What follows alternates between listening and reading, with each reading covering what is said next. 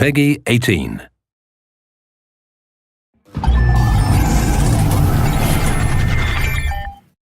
Hello everyone, I'm Colin Graham. I'm the animation director on Watch Dogs, and today I'm excited to present to you a vertical slice of the Watch Dogs free roaming experience. So actually, this is not a mission. Everything we're going to showcase today is completely systemic, and we're free to do as we please.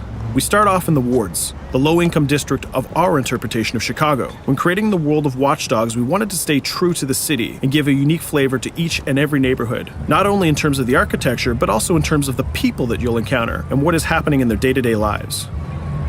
In the wards, you'll see working-class citizens, rusty cars, gang members, abandoned houses, and low-grade pawn shops. It's really not the kind of place that you're going to want to be alone after dark. Nowadays, modern cities are increasingly managed by software, controlling traffic lights, electricity grids, and surveillance systems. In our version of Chicago, this management software is called CTOS, or the Central Operating System. The CTOS controls everything in the city, and it was created by the Bloom Corporation. Since the CTOS has been installed in Chicago, people get to work faster, the crime rate is dropped, and the communication networks are now more accessible and stable than they ever were before. It goes without saying that if everything is connected, somebody able to take over the system would be extremely powerful. At this point in the game, we don't have control over this district's CTOS system. The icons that you see over people's head mean that we cannot hack into their mobile devices at the moment. We need to find the CTOS control center, install a backdoor virus into the system to take control over all of the infrastructure in this district. There it is, the CTOS control center.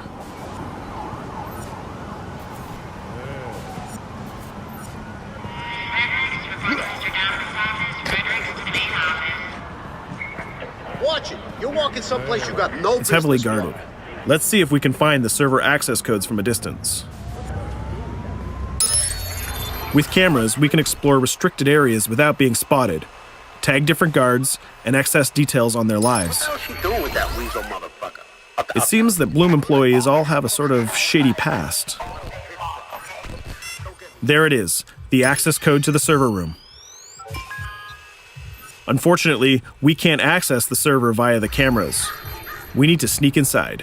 One thing that was really important to us when we designed Watch Dogs was to fully support different player styles. Every situation in the game can be tackled the way the player sees fit. In this situation, we can go all out guns blazing, completely stealth without the guards ever seeing us, or we can hack from a distance without ever setting foot inside the restricted area. Let's hack this forklift. Aiden can use the environment to distract and lure guards. Pretty much anything you hack has multiple functions. So, for example, you could use this forklift to access the roof, or you could use it to create cover. Hacking in Watch Dogs is all about player expression. Let's set an improvised explosive device so we can hack it a little bit later.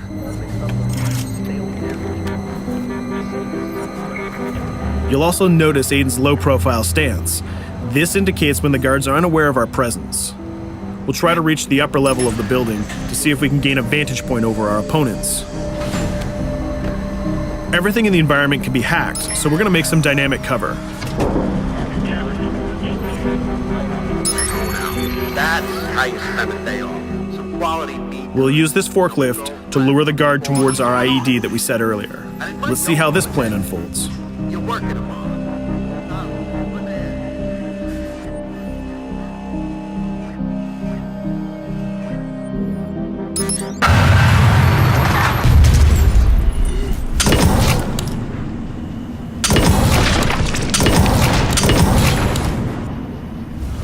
What you just saw is called focus. It represents Aiden's analysis capabilities and his quick reflexes. This gives the player more time to combine core game mechanics together, such as shooting, hacking, and driving, in order to handle more complicated situations.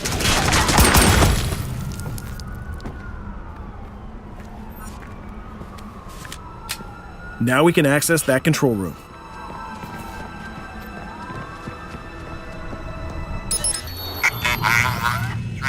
Drop 2, 5.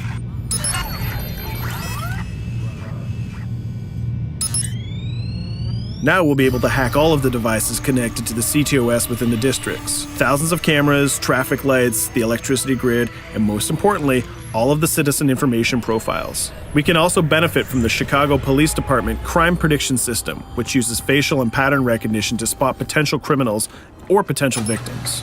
Since this is a pretty rough neighborhood, I'm pretty sure we're going to stumble on some suspected criminal activity pretty soon. And there it is. The system just pushed an alert of a potential crime. We can see the system trying to triangulate the location on our minimap. Take note, this isn't a mission. This can happen anywhere at any time. We've just spotted a potential victim. It's always up to the player if he wants to investigate or not, to take action or not. So let's see how this turns out. Yeah, you're right. Could I just...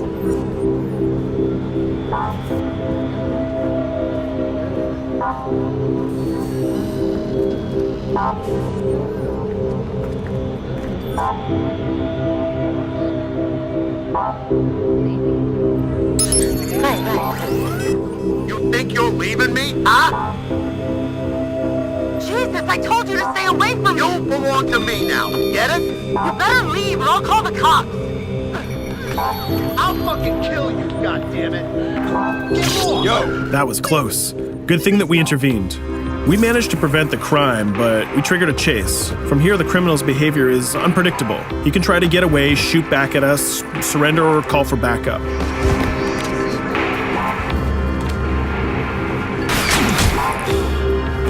It seems like he decided to get away by car.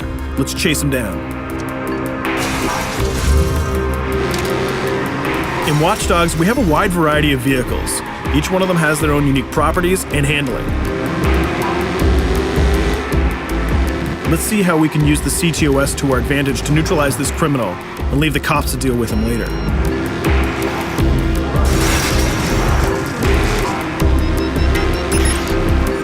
The chase stops right here. Using the blockers usually reserved for the cops during interventions, we managed to stop this criminal without killing him. This gives us a reputation bonus. This system is at the core of the Watch Dogs experience. Depending on how we handle different situations in the game, the media and the citizens will have a different perception of our hero, whether he is a true vigilante or a reckless criminal. This will have repercussions throughout the game. Now, let's head for the Loop, the historical district of Chicago, where you're going to find the most iconic buildings in the city.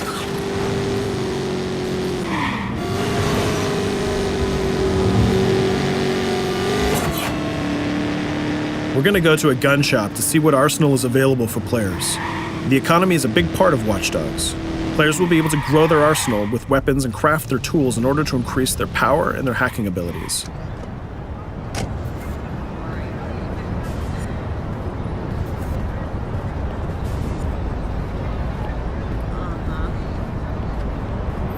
No, it's okay.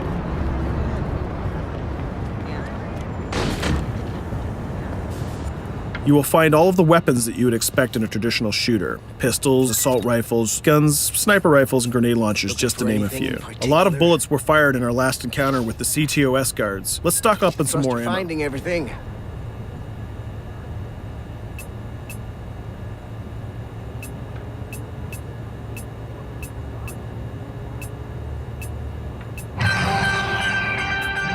As we mentioned earlier, the media keep track of your actions and the citizens are going to react according to the perception that they have of you. Here, the media is reporting a crime in which you are the #1 suspect. The gun shop owner recognized you and decided to trigger a silent alarm to notify the police. Copy that. Possible wanted suspect presumed armed and dangerous. Police are now trying to locate the source of the threat using the surveillance system in the city, represented by the yellow circles on the minimap. Come in, PH3.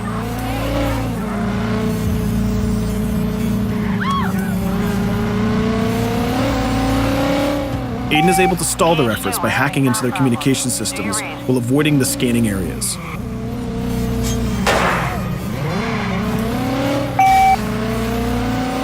PH units, do you copy? Repeat, squad to all PH units. Once they've lost our trail, we can go back to our activities.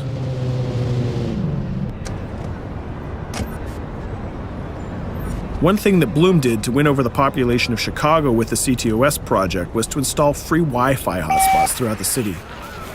Free Wi-Fi is cool, but not very safe with someone like Aiden Pearce around. Hacking into this box is going to give us access to every device that's connected to it. So let's see where that brings us.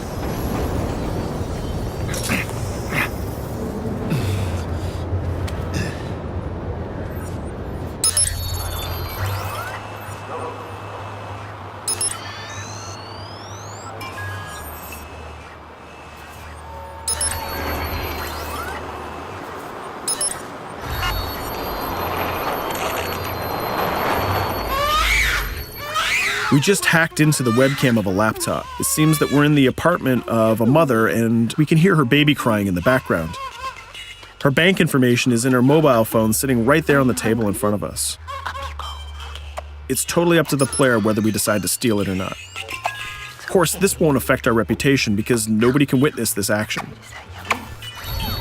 Just like in real life, nothing is totally black or white, but rather many shades of gray. This is exactly the situation where we want the player to question his own morality. Let's go withdraw that money.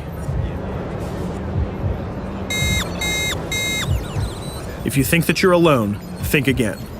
Aiden is not the only hacker in town. Someone's trying to install a backdoor virus on Aiden's phone in order to steal a portion of the information that he's gathered through the game so far. First, we're gonna have to reach the area where the signal is coming from.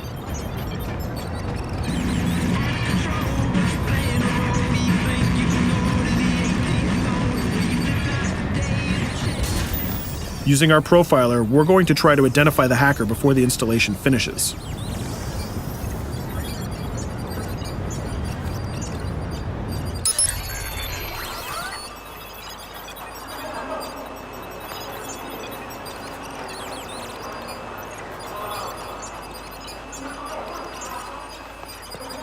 There he is. In Watch Dogs, things aren't always what they seem to be. This is actually another player that seamlessly came into our single-player experience. Let's not let him get away with this. We're going to teach this guy a lesson.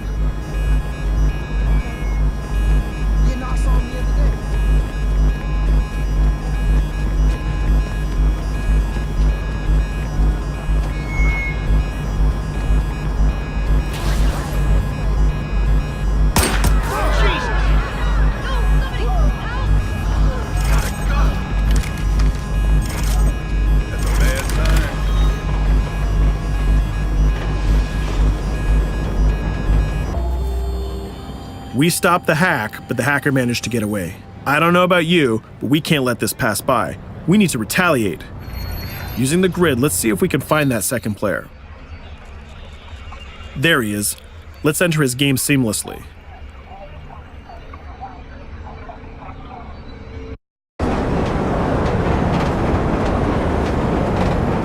The second player is not yet aware of our presence. If we act carefully, he might think that we're one of the many NPCs in the city.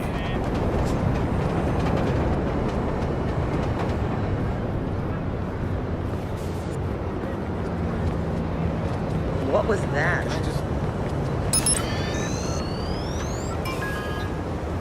So let's find a place to hide and start hacking. What's going on?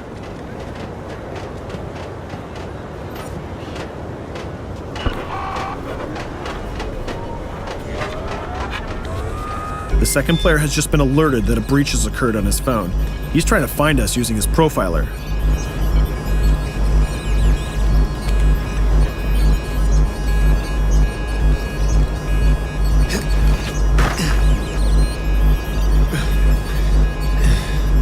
He's dangerously close. Let's hide in the car. We're spotted. Let's get out of there.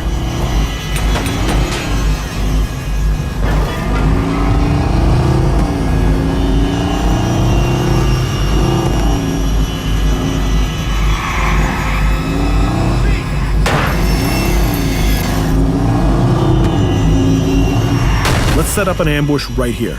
By dragging the other player back here into the alley, we make sure that no civilians get hurt during the firefight. We didn't succeed in hacking the second player, but we did get a little bit of revenge. So that's what we have time for today. We hope you enjoyed our quick gameplay session. Stay tuned for more about Watch Dogs.